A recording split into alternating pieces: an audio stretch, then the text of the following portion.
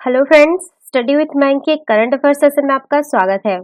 ये current affair SSC, banking, railway, state PCS, CDS, CAPF, NDA और other competitive exam आदि में सहायक होंगे। आज की डेट है 13 नवंबर 2020। तो चलिए आज का करंट अफेयर शुरू करते हैं। आज का पहला प्रश्न है, हाल ही में भारतीय मूल के किस व्यक्ति को अमेरिका के नए चीफ ऑफ स्टाफ नामित किया गया है? Option A Anmol Tyagi, option B Rahul Sachdeva, option C Kash Patel, option D Manoj Pathak. देखिए, अमेरिका के चीफ ऑफ स्टाफ के लिए काश पटेल के नाम का प्रस्ताव रखा गया है। उनके नाम की सिफारिश कार्यवाहक अमेरिकी रक्षा सचिव क्रिस मिलर ने की। पटेल चीफ ऑफ स्टाफ के पद से इस्तीफा देने वाले जीन स्टीवर्ट की जगह लेंगे। काश पटेल वर्तमान में राष्ट्रीय सुरक्षा परिषद के सदस्य हैं। डोनाल्ड ट्रंप ने एक दिन पहले रक्षा सचिव मार्क एस्पर को बर्खास्त कर दिया था। कश्यप प्रमोद पटेल का लोकप्रिय नाम काश पटेल है। उन्होंने आतंकरोधी और राष्ट्रीय सुरक्षा से जुड़े कई संवेदनशील पदों पर काम किया है।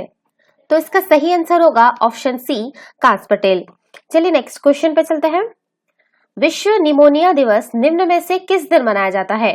ऑप्शन ए 10 मार्च, ऑप्शन बी 12 अप्रैल, ऑप्शन सी 15 अगस्त, ऑप्शन डी 12 नवंबर। देखिए, प्रतिवर्ष 12 नवंबर को विश्व निमोनिया दिवस मनाया जाता है। निमोनिया के बारे में जागरूकता फैलाने के उद्देश्य से विश्व निमोनिया दिवस मनाया जाता है।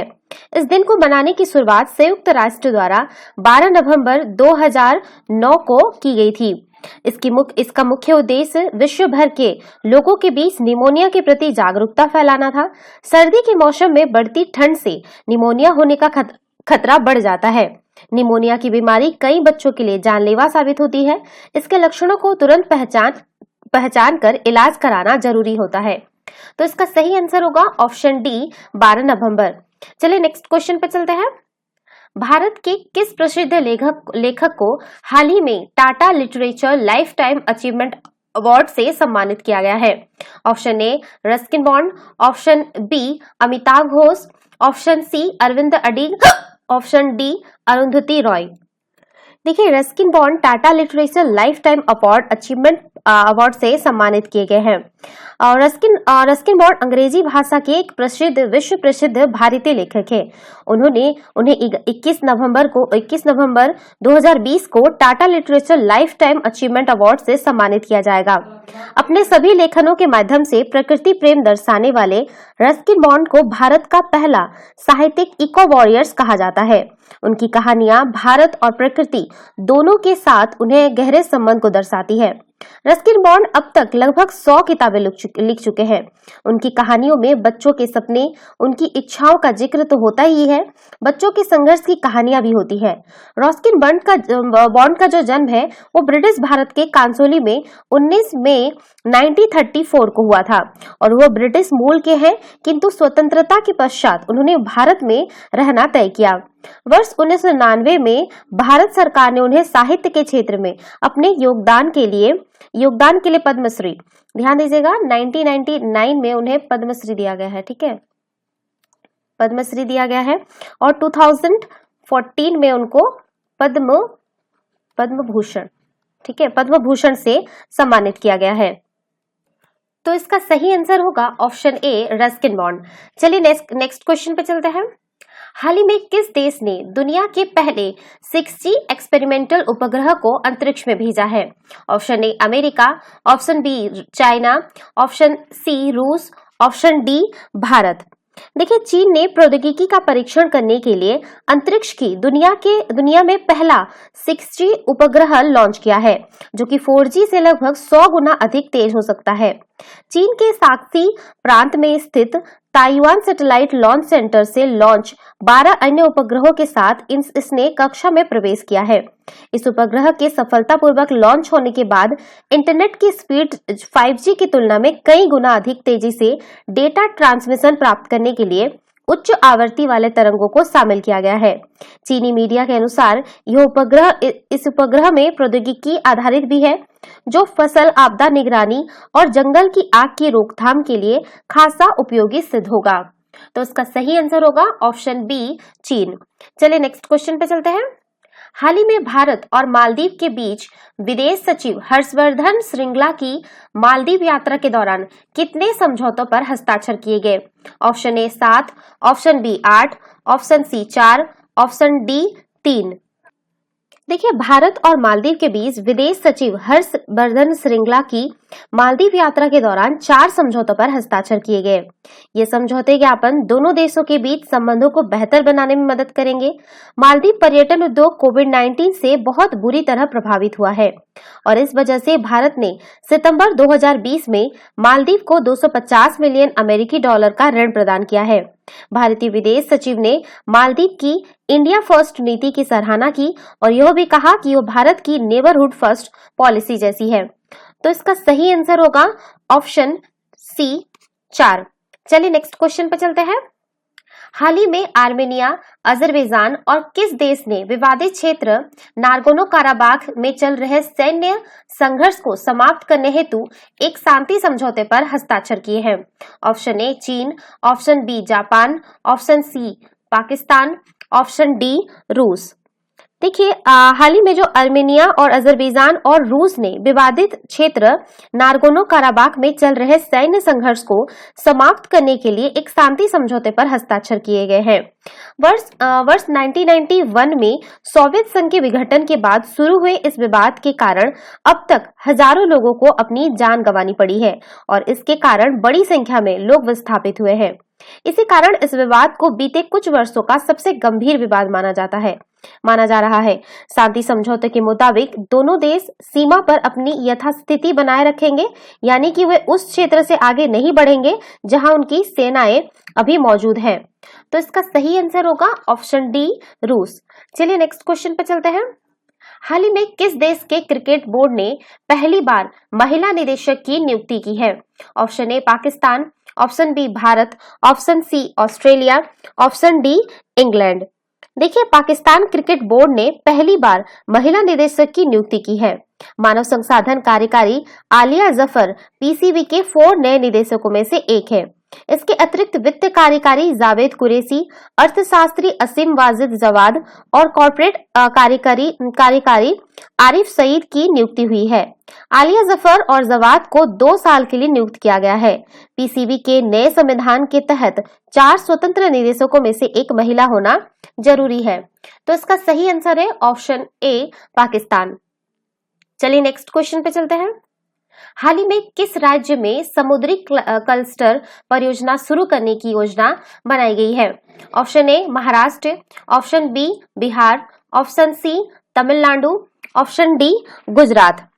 देखिए, हाल ही में घोंगा हजीरा फेरी की शुरुआत करते हुए प्रधानमंत्री ने गुजरात के गिफ्ट सिटी में आगामी समुद्री क्लस्टर के बारे में चर्चा की। समुद्री क्लस्टर किसी क्षेत्र में फर्मों, संस्थानों और व्यवसायों का एक समूह है जो भौगोलिक रूप से एक दूसरे के निकट स्थित होते हैं। गुजरात सरकार की nodal agency Gujarat maritime board अपनी सहायक company Gujarat ports infrastructure and development company limited के माध्यम से राज्य की राजधानी गांधीनगर में गिफ्ट सिटी के इस तरह के क्लस्टर को विकसित करने की योजना बना रही है। शुरुआत में इस क्लस्टर में गुजरात आधारित shipping line, friend forwarder, shipping agent, bunker supplier, ship broker chartering की आवश्यकता को शामिल किया जाएगा। दूसरे चरण में क्लस्टर भारतीय जहाज मालिकों, जहाज ऑपरेटरों, भारतीय चार्टर और तकनीकी सलाहकारों को मुंबई, चेन्नई और दिल्ली जैसे शहरों में लाने की कोशिश करेगा। इसके बाद यह समुद्री क्षेत्र में वैश्विक स्तर को आकर्षित करने का लक्ष्य रखेगा। तो इसका सही आंसर होगा ऑप्शन डी गुजरात।